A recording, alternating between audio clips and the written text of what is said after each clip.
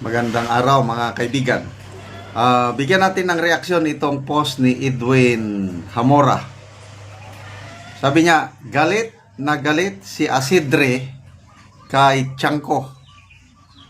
Maliraw ang tsuri ni Tiangco na political liability ang impeachment kay BP Sara. Naunang nagpahayag si Congressman Tiangco sa interview sa ANC na kaya natalo ang mga pambato ng alyansa dahil sa impeachment ni BP Sara, lalong-lalo na sa Mindanao, na halos hindi makasingit-singit ang alyansa dahil solid Duterte o Duterte 12 ang boto ng taga Mindanao. Kaya sinisi ni Congressman Tiangco yung impeachment, bakit nila pinilit? Kaya tuloy, talo kami. Ganon. Kaya ito, nagre-react itong si Congressman Asidre. Ito ang sagot ni Asidre. Excuse me daw. 36 out of 44 pro-impeachment congressmen in Mindanao ang nanalo sa eleksyon. Ibig sabihin, move over, Tiangco. Ha, ikaw na lang daw ang hindi naiintindihan ng masa. For Asidre, ang impeachment ay hindi political suicide. Ito ay political spa day. Spa yung nag-relax ba? Cleansing, rejuvenating, at nakakabata sa political image. Kaya kung ikaw ay congressman at gusto mong manalo, mag-impeach ka lang ng Duterte. Charot. Sabi pa niya, what we're seeing is a public that values courage over complicity. Ano daw? Translation. Ang taong bayan ay sawa na sa chismis. Gusto na sila isang malinis, makinang at nagniningning na political luwalhati. At syempre, sino ang bida? Si Asidre at si Speaker Romualdez, aka Tambi. Grabe ang caffeine overdose ni Asidre. Tastefully millions. Hello? 86.96% win rate po kami nationwide. Samantalang alyansa, hindi alyansa ang pangalan ninyo, alyansang palpak. Ha ha ha. At ito po ang punchline. There is no time for finger pointing, sabi na Asidre.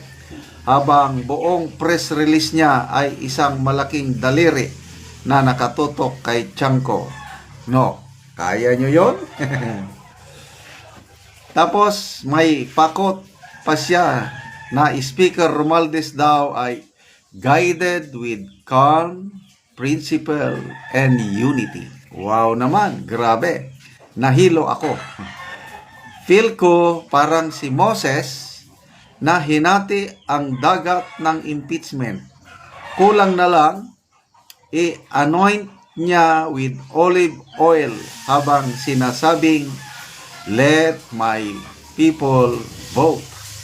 Diyos ko, nasobrahan kaya ng boto, nabasa ba niya yung overvotes?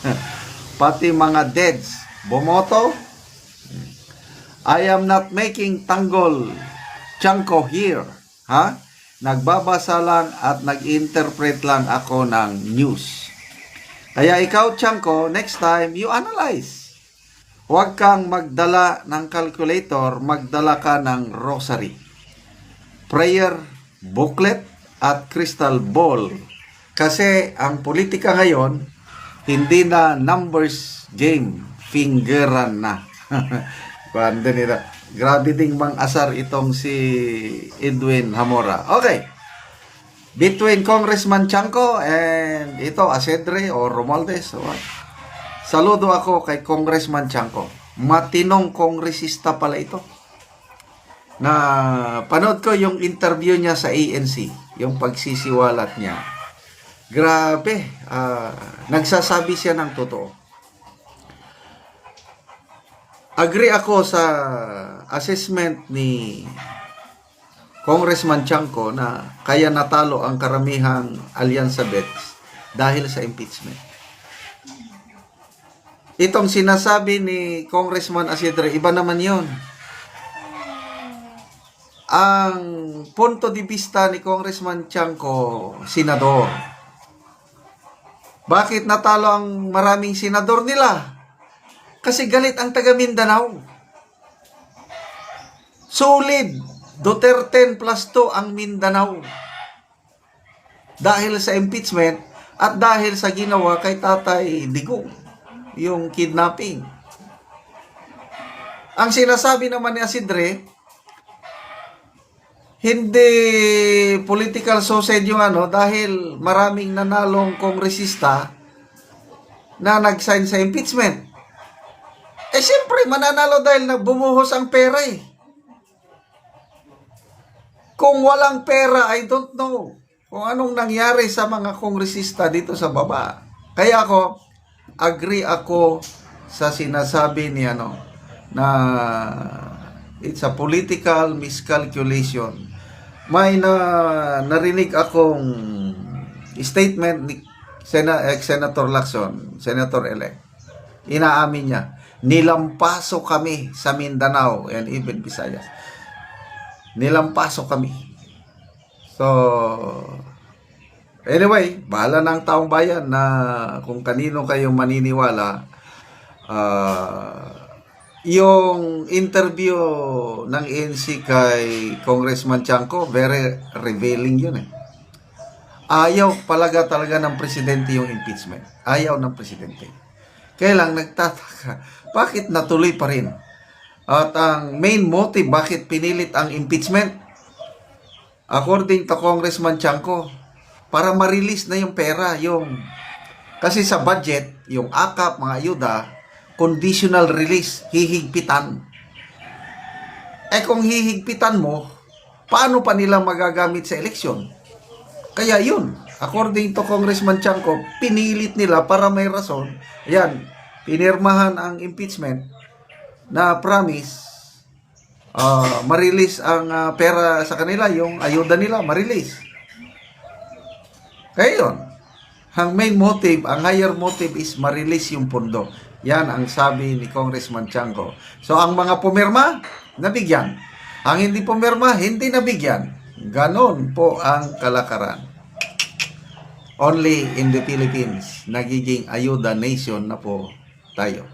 Kaya salamat mga kaibigan sa inyong pagsubaybay sa ating channel. Nakakatulong kayo ng malaki sa tribong Talandig dahil ang ating sweldo is pantulong sa tribo. Namimigay tayo ngayon ng livelihood assistance, nagpapatanim ng saging lakatan.